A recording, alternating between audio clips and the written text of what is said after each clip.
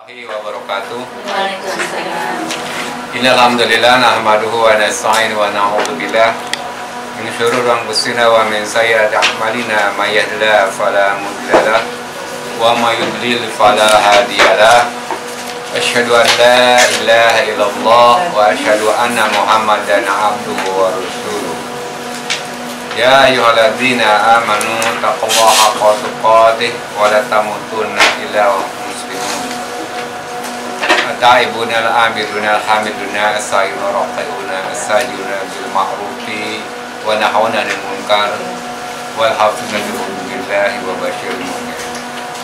Ibu yang berbahagia, marilah kita senantiasa memanjatkan puji dan syukur kehadirat Allah Subhanahu wa taala, Rabb semesta alam yang telah memberikan berbagai nikmat kepada kita. Nikmat iman, nikmat Islam, nikmat kesehatan, sehingga atas nikmat tersebut kita bisa melaksanakan berbagai aktivitas. Oleh sebab itu patut kita bersyukur. Salawat dan salam semoga tercurah untuk Nabi kita, Nabi Muhammad SAW, para keluarganya, sahabat. Kita mendoakan juga saudara kita mungkin yang sakit, semoga Allah sembuhkan, yang bermasalah dimudahkan jalan keluar, dan kita tingkatkan iman Islam. Ibu yang berbahagia, bahasan kita penyakit hati yang ketiga, ya, yaitu tentang istiqjal atau tergesa-gesa atau terburu-buru dalam bahasa kita. Ibu yang berbahagia, penyakit ini mungkin akan melanda setiap kita ketika kita ingin melakukan sesuatu pekerjaan atau perbuatan atau amal yang ingin segera diambil hasilnya, dinikmati hasilnya insan, ya. Oleh sebab itu maka kondisi yang demikian bisa saja dialami oleh kita, dan apabila kita tidak memperhatikan kaidah-kaidah atau aturan atau persyaratan akan berakibat tentu merugikan kita, ya. Oleh sebab itu perlu kita diperhatikan, ya. Keinginan untuk mengadakan sebuah perubahan, ya, secara drastis tanpa diimbangi oleh persiapan-persiapan modal yang ada juga bukan akan menghasilkan yang maksimal tentunya. Demikian juga kita ingin cepat mendapatkan sesuatu, atau mungkin kalau kita berdoa ingin segera doa kita terkabulkan. Nah, ini juga kalau kita juga tidak mengacu kepada apa yang diajarkan, yang ditentukan oleh Rasulullah SAW juga, maka tentu akan berdampak membawa kita kepada kefuturan, malas dalam beribadah. Berbicara tentang istiqjal atau ketergesa-gesaan atau keterburu-buruan, secara bahasa istiqjal itu bagian dari kata ajal, ya. Ajal, ya, berasal dari kata al-istiqjal, al-ijal dan ta'ajul, ya, yang artinya bermakna minta disegerakan, minta terburu-buru, minta, ya, spontanitas, ya. Spontanitas. Ini sekali lagi saya katakan bahwa hal tersebut ingin mendapat hasil yang sesegera mungkin atau ingin mendapatkan ya secara segera, itu mungkin tabiat kita, ya, tabiat manusia. Tapi kita sebagai orang yang beriman itu harus dilandasi oleh modal yang dipersiapkan tentunya, kan. Karena seperti kita mengkarbit buah, gitu, ya. Buah itu bisa matang, ya, bisa matang, tapi matang dipaksakan. Matang dipaksakan, manisnya pun tidak manis yang maksimal. Nah, demikian. Banyaknya hancurnya sebuah pembangunan, juga pembangunan fisik, kita ingin segera membangun dengan waktu yang sesingkat mungkin, tapi dengan bahan-bahan yang tidak kualitas juga tidak akan bertahan lama. Nah, berbicara tentang istiqjal ini, banyak Al-Quran Allah memberikan gambaran bagi kita, ya. Antara lain misalnya kita bisa lihat dalam surat Yunus ya, surah 10 ayat 11. Allah menyatakan itu, a'udzubillahi minasyaitonirrajim. Wala yu'ajilullahu lin-nasi sarast'ijalahum bil khairi laqodiya ilaihim ajaluhum. Fadarul ladzina la yarjuna liqa'ana fit tughyanihim ya'maun. Dan kalau sekiranya Allah menyegerakan kejahatan bagi manusia seperti permintaan mereka untuk menyegerakan kebaikan, pastilah diakhiri umur mereka. Maka kami biarkan orang-orang yang tidak mengharapkan pertemuan dengan kami bergelimbangan di dalam kesesatan mereka. Nah, ini ayat ini, ibu yang berbahagia, memberikan gambaran kepada kita untuk diperhatikan bahwa hal sesegera mungkin ya, itu kan merupakan hak prerogatif Allah Subhanahu wa taala. Demikiannya berdoa, kita berdoa tidak kalau kita ingin segera-gera dikabulkan, berarti kan memaksakan kehendak Allah Subhanahu wa taala. Ya. Nah, di sini sekali lagi untuk kita betul-betul memperhatikan ya hakikat. Ya, walaupun hati nurani kita ya, hati nurani kita, perasaan kita ya ingin segera cepat dengan demikian, tapi kan pengorbanan ini ya itu perlu proses ya, perjuangan itu perlu proses ya. Kata Allah katakan bahwa ya ayyuhalladzina amanu hal adullukum ala tijarah tunjikum min adzabin alim. Wahai orang yang beriman, maukah aku tunjukkan sebuah perniagaan yang dapat menyelamatkan kamu ya dari azab yang pedih. Ya, tandanya tu'minuna billahi wa rasulihi wa tujahiduna fi sabilillah bi amwalikum wa anfusikum. Dzalikum khairul lakum in kuntum ta'lamun. Tandanya beriman ya kepada Allah ya, beriman kepada Allah dan Rasulnya, dan berjihad. Ada pengorbanan, ada perjuangan, baik perjuangan dengan harta maupun jiwa, ya itu lebih baik ya jika kamu mengetahui. Dan demikian juga semuanya ini proses. Kemudian menurut terminologi dakwah atau terminologi amar ma'ruf nahi munkar atau terminologi taklim ya, taklim, iktijal adalah keinginan mengubah keadaan yang dialami oleh kaum muslimin saat ini dalam waktu sekejap, tanpa melihat akibatnya, tanpa memahami kondisi yang meliputinya, dan tanpa persiapan yang matang dengan menggunakan berbagai metode atau manhaj dan sarana.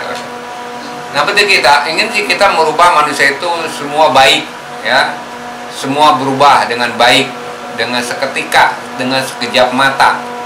Nah, itu keinginan kita kan.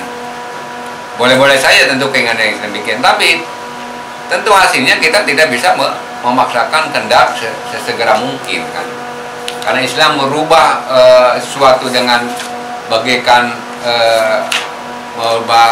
membalik telapak tangan, itu nggak semudah itu kan, dan semudah itu merubah orang ya, atau merubah karakter orang juga nggak semudah itu.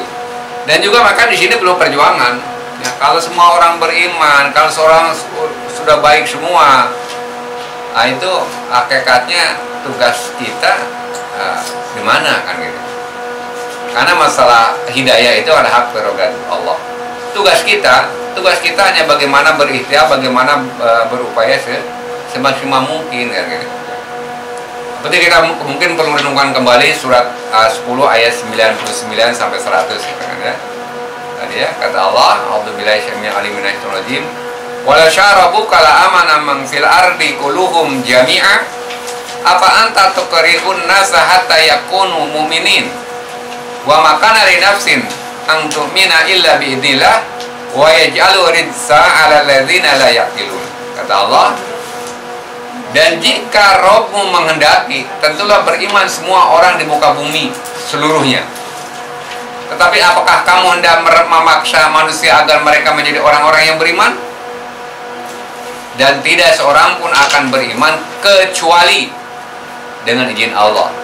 Dan Allah menimpakan ajab kepada orang-orang yang tidak mengerti. Nah, jadi perlu perhatikan ya, karena tadi ketergesa-gesaan istijal ini tadi tentu hasilnya akan bisa saja mengecewakan ya, kalau tidak sesuai prosedur. Bagaimana Islam memandang terhadap istijal ini? Ya. Tentu Islam memandang terhadap istijal ini tentu tidak juga mencela, tidak mencela seluruhnya atau memuji seluruhnya, dan tentu ini berada di tengah-tengah ya, berada di tengah-tengah ya, berada di tengah-tengah. Wa idau insanu bi syarri du'a'u bi khair wa kana al-insanu ajula. Dan manusia mendoa untuk kejahatan sebagaimana ia mendoa untuk kebaikan, dan adalah manusia bersifat tergesa-gesa. Ya, tergesa-gesa ya. Makanya kita dalam sholat Bu ya, kalau kita sholat sholat tertinggal masbuk, ya santai saja, biasa saja, sempurnakan dulu. Kalau kita tergesa-gesa karena ketertinggalan ini, maka sholat kita bagaimana bisa khusyuk ya? Bagi bau keringat. Ya nih. Jadi Islam memandang istijal secara independen atau moderat, yakni tidak memuji semuanya, artinya tidak memuji semuanya, tidak membolehkan semuanya, dan tidak mencela seluruhnya, tetapi memuji sebagian dan mencela sebagian yang lain. Artinya bahwa ya dari sudut mana kita memandang. Jadi artinya kita tidak bisa juga menyalahkan orang yang ingin tergesa-gesa, menyalahkan secara seluruhnya. Mungkin ada sebab di balik itu, ada alasan di balik itu, gitu kan. Tapi juga tidak merespon, ya, tidak merespon, tidak menyetujui semuanya kan, gitu kan. Jadi imbang gitu ya, imbang. Kemudian kalau yang disebut istijal yang tergesa-gesa, yang terpuji, yang dibolehkan, itu yang bagaimana? Nah, di sini sebutkan istijal yang terpuji adalah yang dilandasi oleh pemikiran yang jeli terhadap akibat-akibatnya. Artinya kira-kira kalau kita ingin menyelesaikan segala sesuatu dengan secepat mungkin, kira-kira akibatnya bagaimana? Nah, gitu kan? Atau lebih kita antara manfaat dan mudaratnya mana? Nah, gitu. Nanti pertimbangkan kan. Kalau kita membuat keputusan antara manfaat dan mudaratnya, mana yang paling dominan? Nah, gitu kan. Atau kalau kita tidak melakukan, apa kira-kira kerugian dan keuntungannya? Penguasaan situasi dan kondisi yang cermat, dan persiapan yang matang, serta pemahaman terhadap skala prioritas. Nah, gitu. Jadi harus tahu dulu kira-kira apa akibatnya ya, apa akibatnya kalau terburu-buruan. Karena bekerja terburu-buru pun yang berbahagia. Misalnya menanak nasi. Menanak nasi itu kan berapa Bu Hanimah, berapa waktunya ya? Misalnya matangnya 10 menit. Karena keburu lapar 5 menit. Ya, matang. Tapi nasinya ya semacam-macam nasi. Begitu ya ibu-ibu ya. Nah, merubah orang itu bukan merubah orang. Saya itu maunya nih ibu-ibu nih ya, ibu-ibu nih kalau pakai baju gamis semua begitu kan, umumnya kan gitu kan, gamis semua, yang islami semua. Tapi kan nggak semudah itu kan, kita pengenges gitu kan. Masih ada yang pakai celana, ada yang enggak, ya kan mendapatkan kan nggak bisa ini semua kan, umpamanya kan gitu kan. Maunya kita kalau makan itu sambil duduk, kalau dia orang Islam, tapi nggak semudah itu. Tapi ada proses, nah ini ya. Nah, jadi harus tahu skala prioritas, harus tahu bagaimana kondisi, yang gitu kan. Saya yakin itu kalau baju Bu Sophie dipakai oleh Bu Sri Mulyati, pas enggak? Atau lipan setipnya Bu Sukini dipakainya oleh Bu Hanimah, pas enggak? Belum tentu, karena mungkin baunya lain, warna lain, kan enggak sama. Nah, gitu. Jadi kita memang tidak bisa memandang bahwa punya orang pas untuk kita. Wa ma'ajalaka an qaumika ya Musa qalahum ulai ala asari wa ajiltu ilaika rabit tardo. Mengapa kamu datang lebih cepat daripada kaummu, hai Musa? Berkata Musa, itulah mereka sedang menyusuli aku dan aku bersegera kepadamu, ya Tuhanku, agar supaya engkau ridho kepada. Nah, Nabi aja demikian ya. Kondisi yang demikian. Nah, itu istijal yang terpuji. Jadi artinya bahwa istijal terpuji atau ketergesan yang terpuji-puji harus diperhitungkan, Bu. Persiapannya matang, akibatnya bagaimana, gitu kan, enak enggak, dan sampai kita menyesal belakangan. Sedangkan yang ketergesa-gesaan yang tercela atau istijal yang tercela adalah yang muncul secara mendadak, spontanitas, ya, latah, gitu ya, tanpa perhitungan cermat dan kurang memahami situasi dan kondisi serta tanpa persiapan yang matang. Oke. Refleksi lah gitu ya, refleks ya. Kalau ini jadi bagaimana nanti kan gitu kan? Bagaimana nanti saja lah gitu. Nanti bagaimana nggak tahu. Bagaimana nanti aja kan. Nah, ini juga yang perlu kita harus perhatikan. Bagaimana kita melihat seseorang itu apakah sudah masuk pada wilayah yang tergesa-gesa, ingin cepat, pragmatis, atau ingin menikmati buahnya, hasilnya secara cepat, kan gitu kan, instan. Nah, ini ada beberapa indikasi, Bu ya. Indikasi yang pertama bahwa merekrut beberapa orang ke dalam jamaah dakwah, mengajak majelis taklim, amar ma'ruf munkar, sebelum mengetahui loyalitasnya dan menyeleksi potensi dan kesiapan. Nanti bahwa mengajak orang ya juga harus tahu apa kira-kira tujuannya, kan gitu ya. Tujuannya daripada kan gitu kan, daripada kan gitu kan. Tidak bagaimana bahwa kecintaan, ketaatan kepada Allah dalam beribadah, kan gitu kan. Jadi ada orang-orang yang bergaul, berkumpul ya, bukan semata-mata untuk ketaatan kepada Allah dan Rasulnya, tapi sekedar kumpul seperti orang arisan begitu. Kalau arisan itu kan tujuannya apa? Ya mungkin ya ada karena kita mengharapkan bagi arisannya diundi ya, mendapat dapat arisannya, kan gitu kan. Ya. Jadi ini jadi artinya di sini bahwa yang penting banyak. Nah, itu kan. Padahal bukan banyak orangnya, bukan banyak jamaahnya ya. Itu mungkin bagus banyak jamaahnya, tapi bukan sekedar kuantitas, tapi kualitas, mutu. Nah, gitu kan. Berarti orang yang mutu. Sholat bukan banyak sholatnya, banyak sholat bagus, tapi sholat yang berkualitas. Sholat yang berkualitas. Bagaimana sholat yang berkualitas? Sholat yang berkualitas yang bisa ada perubahan terhadap sholat itu sendiri, hasil dari sholat. Nah gitu kan. Jangan sholat jalan, maksiat jalan, itu kan nggak berkualitas. Jadi sholat yang berkualitas itu sholat yang digambar Allah Subhanahu Wa Taala dalam surat 29 ayat 45 kan, potongan ayat itu kan. Inna sholat lana anifasai wal munkar. Jadi sholat yang berkualitas adalah sholat yang bisa mencegah perbuatan keji dan mungkar. Oke, ya gitu kan. Ini berkualitas. Jadi, bukan tergesa-gesanya ingin banyaknya sholat saja, gitu kan. Makanya sholat yang tergesa-gesa seperti si ancu lele, tahu nggak si lele? Matuk apa gitu.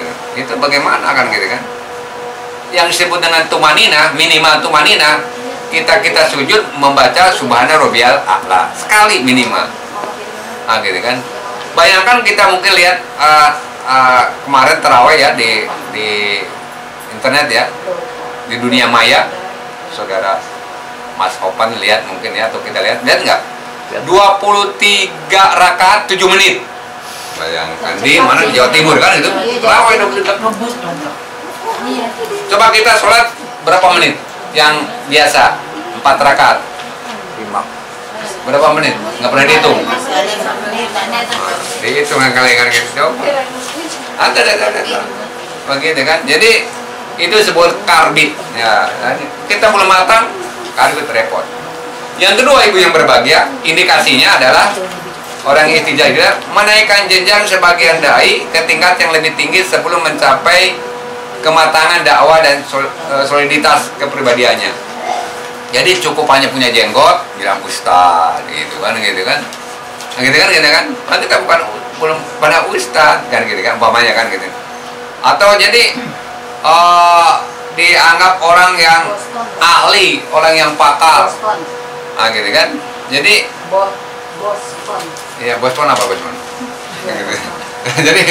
jadi maningkat ini kita, jadi makanya ini kan, jadi belum matang, belum siap, nah gitu kan. Jadi dipaksakan jadi. Ya, jadi makanya ada proses Bu ya, dalam dakwah ada proses. Proses disebut dengan dakwah tabligh. Tabligh apa? Informasi, menyampaikan informasi tentang ini. Pun tingkatkan pada dakwah taklim, keilmuan. Nah, ini kita udah bertahun taklim dulu. Tingkat kedua belum juga lulus ya. Nah gitu. Kemarin kita rajin baca Quran waktu Ramadan, sekarang nggak tahu juga ya. Taraweh kemarin tahu, sekarang ya. Jadi tingkat taklim itu tingkat kedua. Yang ketiga apa? Tingkat takwin, pembinaan. Ya, pembinaan.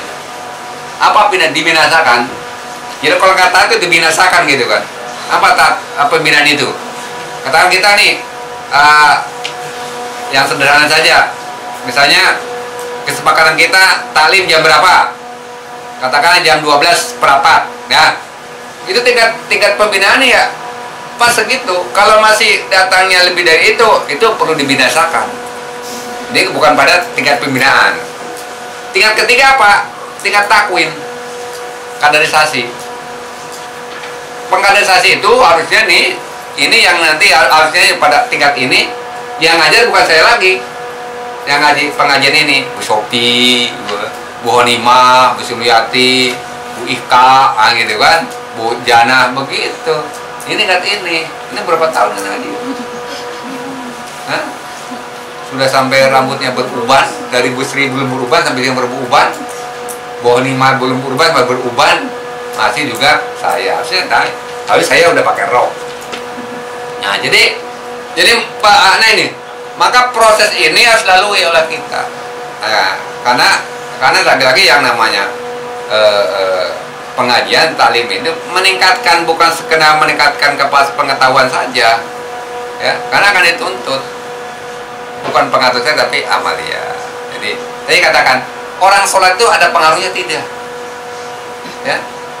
Kalau orang sholat tapi menerima gratifikasi lagi, belum sholat. Apalagi korupsi, itu belum sholat. Kalau dia sholat tapi masih main-mainkan absen, dihapus pakai duit, itu belum sholat.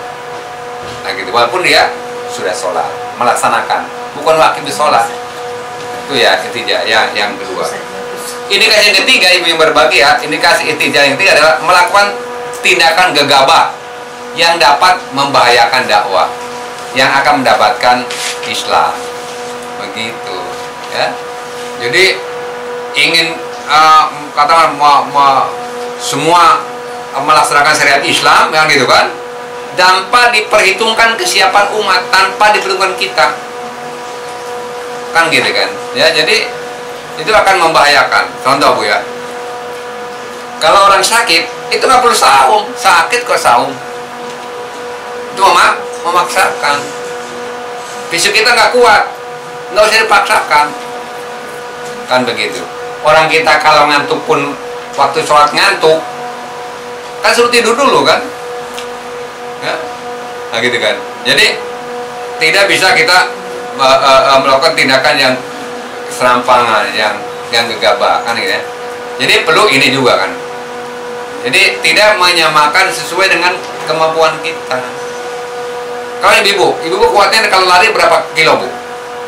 Di tengah hari sekarang nih kita lari berapa kilo sanggupnya? Hah?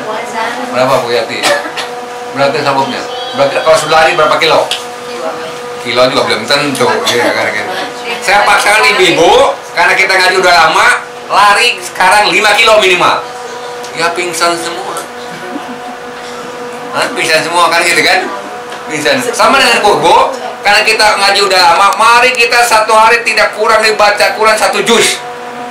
Coba. Mungkin kalau di sini iya. Tapi kalau di rumah nggak bisa, lama ya. Ini paling tidak antara banyak indikasi itu ada 3 ya. Apa pengaruhnya ibu berbagi ya? orang yang melakukan tindakan tergesa-gesa, terburu-buru atau istijal ini paling tidak ada dua ya pengaruhnya ya, dampaknya, impactnya ya. Yang pertama menimbulkan sikap putur. Putur itu lemah beribadah, malas, malas ngaji, malas baca Quran, malas sholat, malas qiyamul lail, malas bersodako. Itu akibatnya. Ngapain saya rajin ibadah, doanya nggak terkabul, kan gitu Bu ya?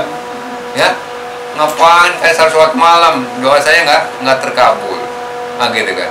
Ngapain jadi ibadah, masih ada yang dulu sampai pensiun jadi pelaksana juga, kata Bu Honimah, gitu kan? Jadi malas ibadah kan itu, sampai pensiun nggak jadi eselon lumayan gitu. Padahal udah rajin masuk. Nah, jadi ini akan lemah. Nah, ya, jadi itu yang akibat yang akan merugikan pada kita dan masa depan. Nah, gitu kan? Padahal dalam ibadah ibu yang berbahagia, idealnya memang ya idealnya banyak tapi rutin. Katakan kalau idealnya kita tiap tanggal 30 bulan Hijriah ini khatam Quran, idealnya itu kan. Idealnya kan gitu. Tapi kan kemampuan kita aja itu. Jangan pun sehari 1 juz ya. Mungkin satu hari 1 halaman. Jadi efektif bagusnya 1 hari 1 halaman dibandingkan 1 hari 2 juz. Besok nganggur, besok males. Nah gitu kan. Ya. Impak juga Bu ya. Sodakoh juga. Saya sodakoh sekalian aja. Nanti pas Idul Fitri pas Ramadan 1 juta. Nah gitu kan. Pada idealnya tidak nunggu Ramadan sekaligus. Rutinitas setiap bulan, nggak usah banyak-banyak. Tiap minggu kita sodako 1 juta, 1 juta.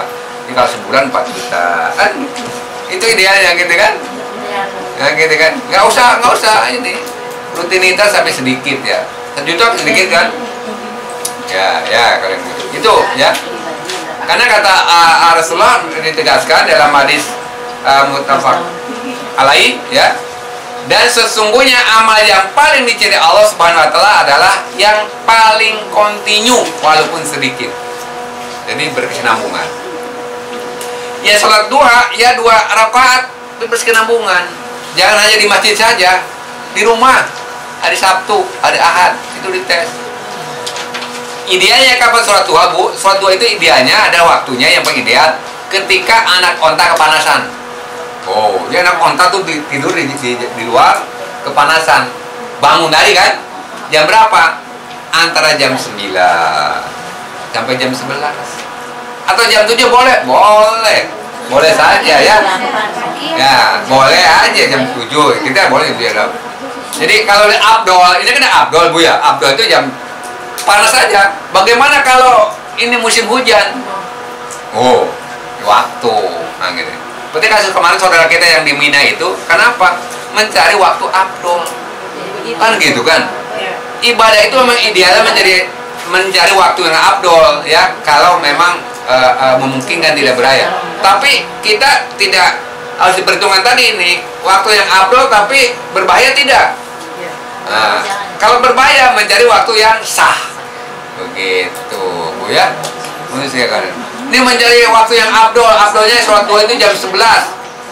Jam 11 saya tahu hajatan, Bu Jana lagi hajatan, ya nggak bisa kan? Nah, gitu. Jadi itu ya, yang pertama. Yang kedua dampaknya, pengaruhnya menyebabkan kematian yang tidak terhormat, su'ul khotimah, bukan Siti Honimah. Jadi, mengapa menyebabkan kematian yang tidak terhormat? Tadi karena tadi ingin terburu-buru, ingin tergesa-gesa, ingin mendapat hasil ini, ibadah kita dimaksimalkan. Pas akhir menjelang usia pensiun, malas beribadah. Kenapa? Enggak. Jadi hitungannya materi. Anggap materi enggak ini. Mungkin ada hadis ya, bahwa nanti di akhirat orang yang masuk surga duluan yang orang kaya, orang yang miskin dulu. Orang miskin mas. Jadi orang kaya masuk surga itu nanti nunggu 500 apa 50 tahun baru masuk surga. Orang miskin yang mana? kan gitu. Orang miskin ahli ibadah, bukan orang miskin yang miskin nggak apa-apa kan gitu. Orang miskin nanti surga duluan. Ya kalau dia yang preman nggak ibadah enggak. Apalagi ibu orang-orang kaya tapi beriman. Wah, surga duluan Butiana ya. Oh, iya, Butiana surga duluan yang ketemu. Dulu yang masuk surga. Ya, iya. Kalau Bujana udah surga duluan ya. Udah surga duluan ya, Bujana. Nah, ibu yang berbahagia. Ya, kematian tidak terhormat. Memang sebaiknya adalah yang terbaik dari mulai awal sampai akhir kita kan husnul khotimah ya. Dari baik dari awal kita melakukan kebaikan-kebaikan, ya. Tapi yang akan merugi ketika awal kebaikan lagi muda melakukan kebaikan pas mau menjelang tua, nah, jadi preman. Jadi yang tidak baik husnul khotimah. Itu dampaknya. Maka kita beribadah lagi tidak perlu terburu-buru, ya. Atau dalam melakukan apapun tidak berburu, ya. Artinya diimbangi. Tapi jangan santai juga, gitu ya. Sebabnya apa ibu yang berbahagia? Mengapa kita ingin terburu-buru, ingin istijal, ingin tergesa-gesa? Ada beberapa sebab, ya. Ada banyak sebab. Saya hanya di sini masukkan 5 saja, ya. Yang pertama, dorongan hawa nafsu. Hawa nafsu ya. Latihan kita ibu ya latihan. Maka di sini perlu latihan kesabaran. Ya. Coba kalau Bu aja Sopi lagi naik mobil macet, gitu kan. Udah macet, udah lama, panas lagi kan gitu kan. Kalau mau kan ingin terburu-buru cepat dan sebagainya. Kalau bisa nggak ada mobil orang lain atau kalau bisa ditabrak, hawa nafsu. Nah gitu kan. Jadi kita itu punya, apakah tidak boleh punya hawa nafsu? Boleh hawa nafsu. Cuman hawa nafsu yang membawa kepada kebaikan, ya gitu. Tapi pada kata setiap kita adalah punya hawa nafsu, ya. Oleh sebab itu perlu kita perhatikan di sini surat 21 ya, surat Al-Anbiya ayat 37 kata Allah menegaskan, "Khuliqal insanu min ajal, sa'urikum ayati fala tastajilun." Manusia telah dijadikan bertabiat tergesa-gesa, ya. Kelak akan aku perlihatkan kepadamu tanda-tanda ajabku, maka janganlah kamu minta kepadaku mendatangkan dengan segera. Ini tadi, ya Allah kabulkanlah doa kamu dengan segera, ya Allah mintakan doa kami dikabulkan dengan segera, buru-buru ya. Kalau bisa paling lambat besok pagi berkabul, ya. Jangan gitu kan? Jadi kalau ini nggak bisa ini ya, gitu kan? Orang kita ngajukan koperasi juga, itu berapa keluarnya? Berapa hari? Pinjam uang koperasi, ke bank, gitu kan? Atau mungkin Bu Suci mau beli mobil, itu berapa bulan Bu Suci mau beli keluarnya Bu Suci? Soalnya beli mobil uangnya lunas, besok keluar nggak bisa. Apalagi kita ibadah, gitu kan? Jadi ya. Nah ini, itu yang pertama sebabnya. Sebab yang kedua ibu berbahagia, semangat atau gelora keimanan. Wah, saking semangatnya kita beribadah.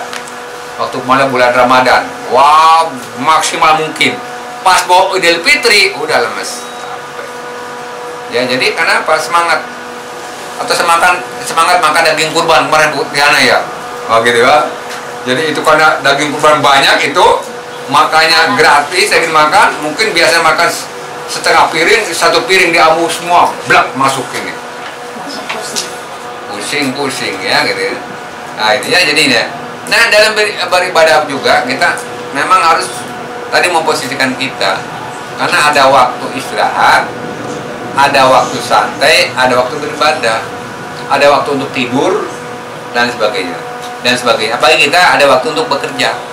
Begitu. Coba kalau ngaji terus nih Bu ya, dari jam 12 sampai jam 3 ngaji terus, baik-baik, tapi kan haknya ada hak untuk kerja, nanti akan menjadi masalah. Begitu. Nah ini ya. Jadi oleh sebab itu kata Allah, katakan pasbir inna wa'dallah haqqo walastahfidnaka alladziina la yuqinun. Dan bersabarlah kamu, sesungguhnya janji Allah adalah benar, dan sekali-kali janganlah orang-orang yang tidak meyakini kebenaran Allah itu menggelisahkan kamu. Nah, gitu. Sabar. Ini pasti dikabulkan ya. Pasti diinikan ya, bertahap. Kemudian ibu yang berbahagia, yang ketiga, tabiat waktu. Ya, tabiat waktu. Jadi waktu itu memang sudah tetap sekian ya. Nah, ketika kita tidak dimanfaatkan, udah nggak bisa kembali lagi. Ya, kembali lagi. Nah, gitu kan. Jadi nggak bisa kan gitu. Nggak bisa lagi kan. Coba ya, Bu ya. Enak itu kita zaman dulu zaman Pak Harto. Ya Bu ya, enak. Nah, karena masih muda, ya. Bu Onima masih gadis. Nah, gitu kan. Kalau sekarang zaman Jokowi, oh enggak. Bu Ika sudah tua, ya. Kalau coba Bu Ika zaman Pak Harto, apakah tahun 60 belum lahir kan? Belum lahir. Bu Sophie juga masih muda dulu. Nah, gitu kan. Jadi waktu itu jangan disia-siakan bagaikan pedang katanya. Maka akan menyesal dari waktu. Satu hari itu 24 jam. Kalau nggak dimaksimalkan, nggak dimanfaatkan, maka kata Allah bahwa wal as innal insana lafi khusr illa alladziina amanu wa 'amilus sholihati wa tawassaw bil haqqi wa tawassaw bis sabr. Demi masa, demi waktu, demi situasi, demi kondisi, sesungguhnya manusia itu benar-benar dalam kerugian, kecuali orang yang beriman dan orang yang mengerjakan amal soleh dan menasehati supaya menaati kebenaran dan menasehati supaya menepati kesabaran. Nah, ini surat Wal Asr ya. Jadi ini ibu yang berbahagia, maka sekali lagi waktu itu akan ya, jangan disia-siakan ya. Waktu itu jangan sia-siakan. Itu ya. Yang duanya silakan dibaca ya. Kemudian bagaimana pengobatannya ya? Bagaimana terapinya? Bagaimana meminimalisir terjadinya ketergesa-gesaan tersebut ya? Yang pertama, ibu yang berbahagia, banyak mengkaji dengan serius berbagai akibat buruk ya. Apa akibat buruk dari ihtijal ya? Kemudian dampak negatif ya dari perbuatan-perbuatan keterburuan tadi kan? Karena ini akan menjadikan kita kerugian. Nah, gitu. Kalau kita ini belum waktunya kita diselesaikan kan gitu, atau waktu yang tidak sesuai kemampuan kita dipaksakan, itu akan menjadi kita bukan orang yang kuat ya, menjadi orang-orang yang rugi ya. Coba berbahagia ya, kita mungkin nih waktu sholat ya, waktu sholat tinggal sebentar lagi, sedikit lagi, wah gitu kan. Waktu sholat sedikit lagi, maka kita akan, atau kalau qiyamul lail ya, ternyata kita bangunnya jam 4 lebih 10. Sekarang subuh jam 4.25. Nah, berarti 15 menit lagi kan. Karena ingin kita 11 rakaat, wah itu mungkin tadi baca ini kan, ngambil saja yang 2 rakaat, satu witir.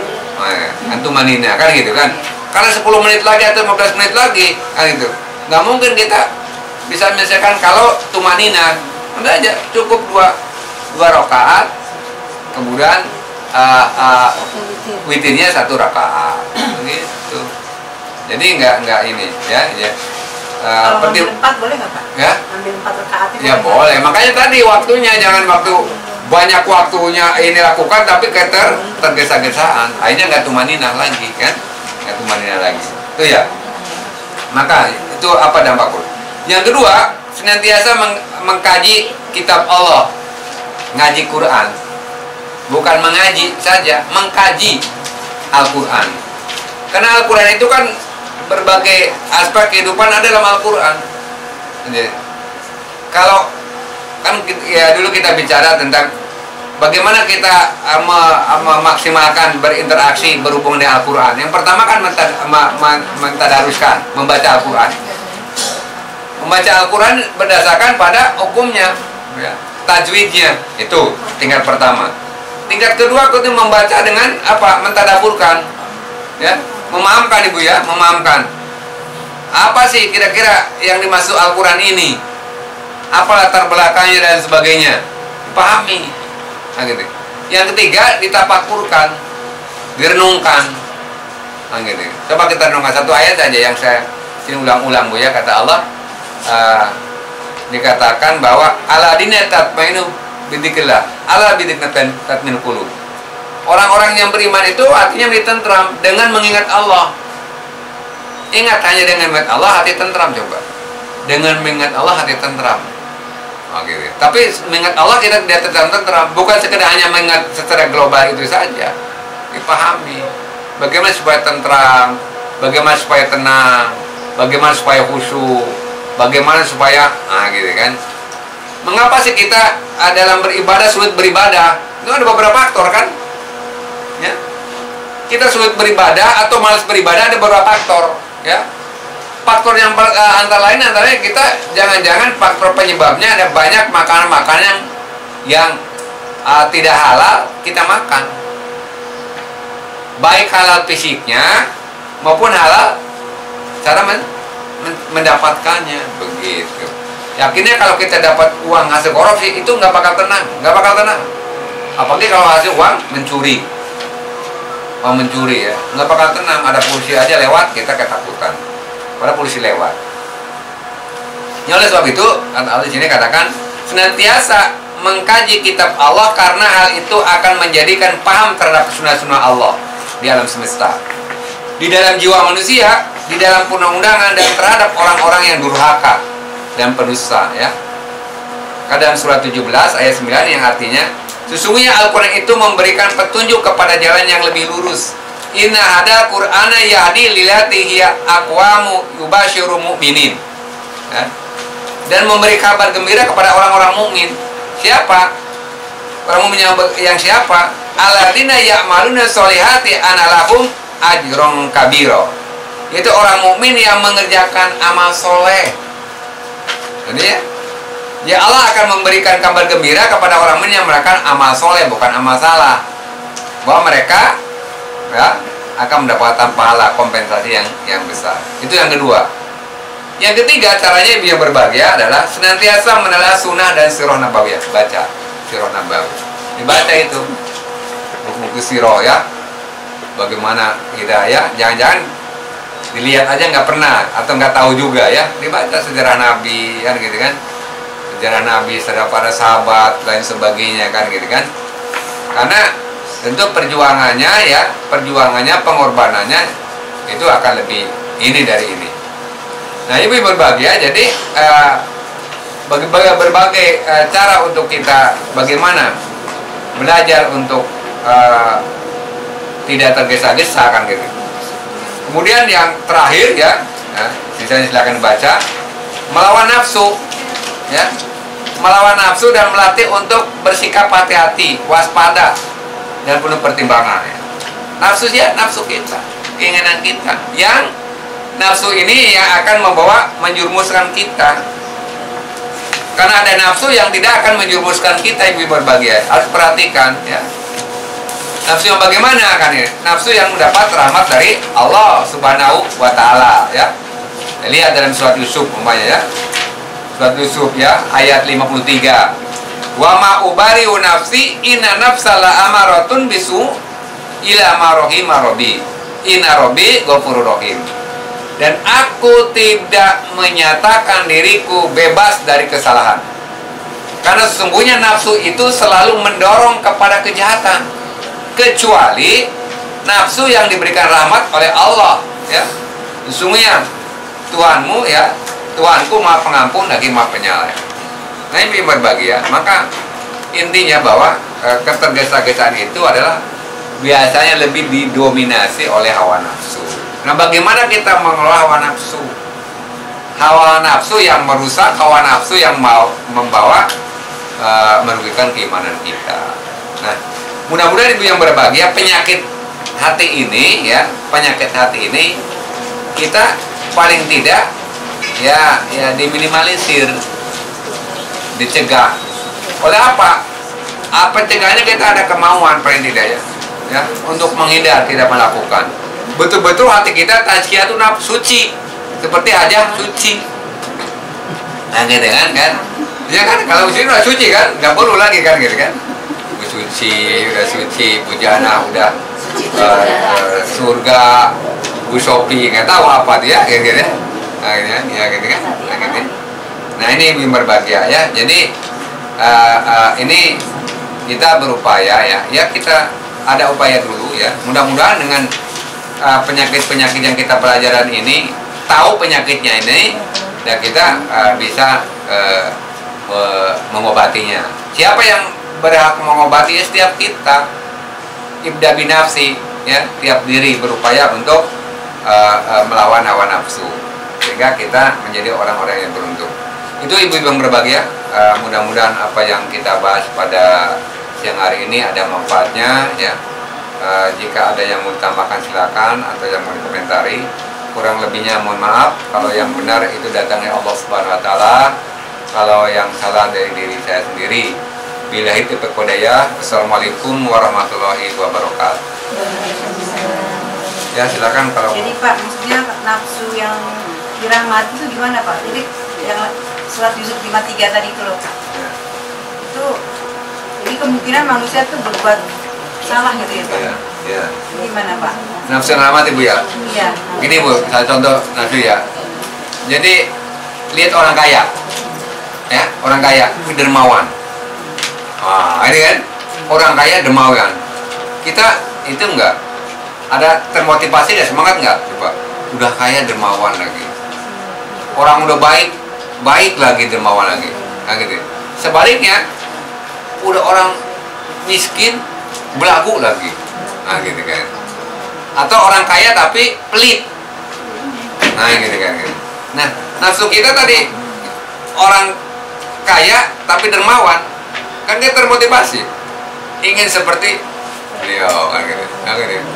Orangnya baik, orangnya dermawan, orangnya ya semuanya gitu ya, tidak ada kebaikannya lebih banyak daripada kejelekannya kan gitu kan. Itu artinya bahwa kemudian nafsu apa? Tadi kita belajar dari kemarin Bu, belajar dari korban kemarin. Ya, korban itu, orang yang korban itu kan sepertiga untuk kita, sepertiga untuk keluarga, katakanlah kerabat, sepertiga untuk orang lain. Nah, bagaimana kita nafsu kita kemarin secara fisik sudah kita lakukan, waktu kita punya 24 jam. Sepertiga untuk apa? Sepertiga lagi untuk apa? Korbankan kan? Sepertiga korban untuk dalam pengabdian kita kepada Allah. Sepertiga kita untuk pengorbanan untuk bangsa negara dalam rangka meraih remunerasi. Sepertiga lagi untuk apa? Gitu kan? Itu pengorbanan juga.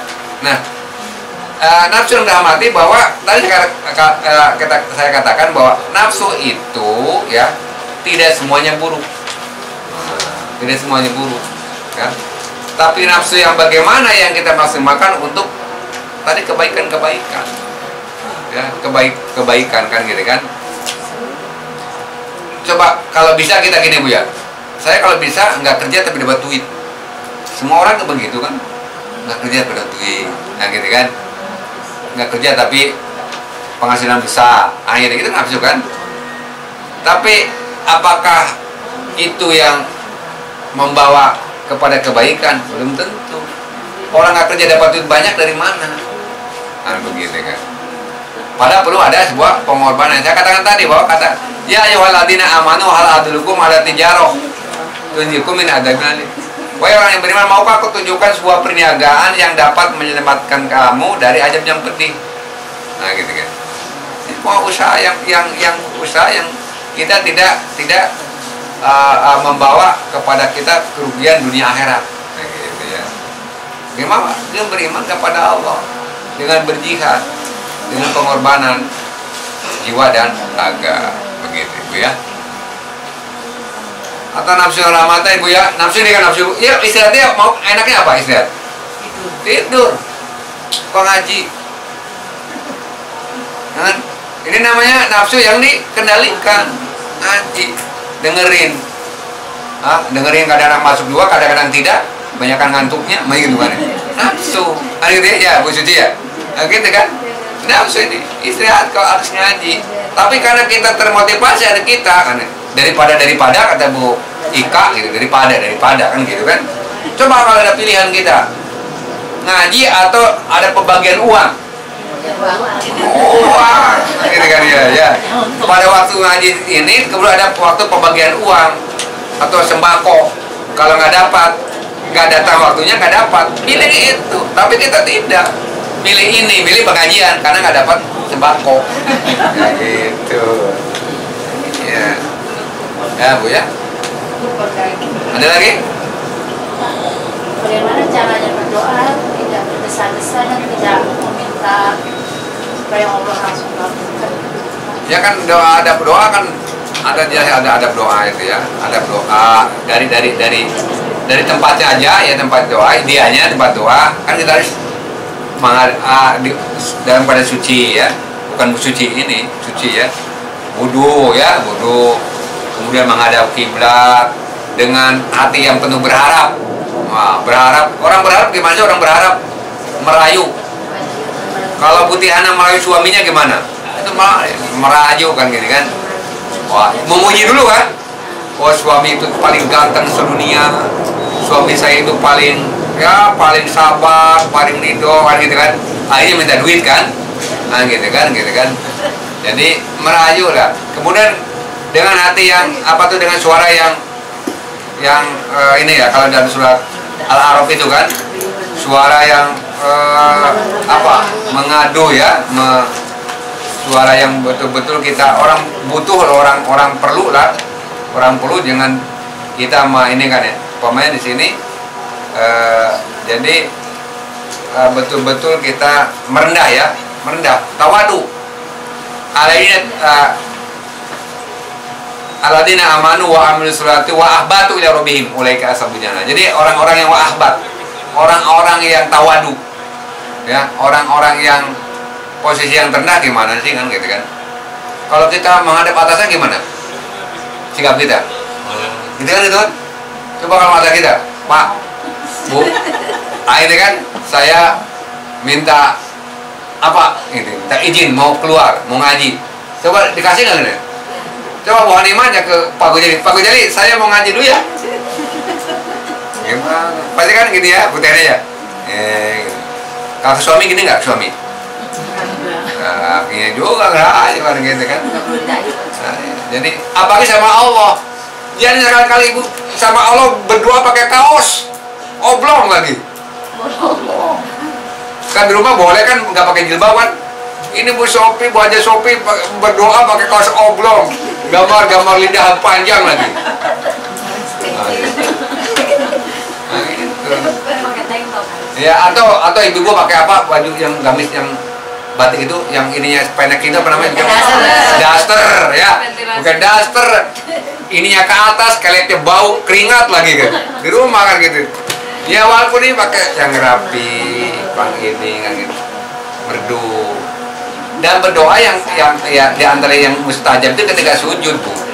Sujud sholat sunnah ya. Bukan sudah sholat fardu langsung sujud gitu, bukan Bu ya? Bukan itu. Itu nggak ada sunnahnya, nggak ada. Udah sholat fardu langsung sujud gitu. Itu bukan itu. Jadi sujud itu waktu sholat. Sholat apa saja. Rakaat keberapa saja, gitu kan. Sujud banyak sujud, makanya tadi yang efektif sholat malam sujudlah selama-lamanya. Kalau ibu sholat malam jam 2, sujud sampai jam 3, sujud aja. Jadi ayat istirahat ayat gitu. Sujud terakhir Pak. Mati. Enggak. Rakaat keberapa saja. Pak, dengan bahasa kita sendiri Pak. Iya, bahasa Jawa boleh, bahasa Indonesia boleh, bahasa Arab boleh. Kan Allah pun marah-marahin kan gitu kan. Ini gimana nggak bisa bahasa Arab? Allah kan maha tahu, ya nggak maha tahu. Bahasa Arab boleh ya, bahasa Jawa boleh, bahasa Sunda boleh campur gitu. Bahasa Kuningan campur bahasa Jawa boleh. Itu Bu Ika itu kan gitu kan. Ya bahasa apa ya? Cuman itu Bu ya, berdoa itu harus ada kunyam-kunyamnya, nggak dalam hati. Bukan masalah dikasihnya, ada kunyam-kunyam minimal didengar oleh kita gitu. Jangan atau berdoa apapun ya, jangan hanya gini aja cukup dalam hati, apalagi sholat. Allahu Akbar. Itu kan ada kunyam-kunyamnya. Sujud juga demikian. Jadi ngomong gitu. Ngadu kepada Allah ya Pak. Iya Ya. kayak itu ya. Diucapkan. Apakah dalam hati boleh? Boleh. Cuma yang lebih ini tadi antara hati ini, iya boleh. Kalau hati aja kayak itu rumusnya begitu, petunjuknya, juklatnya begitu. Atau bisa kita mau orang minta, mau minta ke Bu Sofi, minta uang itu. Oke kan? Ayo kan? Ada yang jawab kabulnya. Ya, cuma jangan terlalu teriak-teriak. Ya Allah, kabulkan doa saya. Ya, nggak bisa. Iya, kedengaran anaknya bingung, Bu. Katanya apa Bingung ini kan. Kalau bisa ya nangis, Bu. Sambil nangis, minta sambil nangis, minta kalau menangis. Cuman bagaimana kita bisa nangis? Air matanya habis. Mengapa air mata kita habis? Banyak dosa. Jadi kalau kita banyak dosa nggak bakal, dan kita tidak akan bisa menghafal Al-Quran karena banyak masalah. Kalau sama anak kita, mana kita menghafal Al-Quran? Cepot, nggak punya masalah. Kalau kita banyak masalah, apalagi dosa, masalah tambah dosa, wah udah umplok. Makanya banyak istighfar. Ya itu Bu. Bukan? Ya demikian kurang lebih, maaf. Assalamualaikum warahmatullahi wabarakatuh.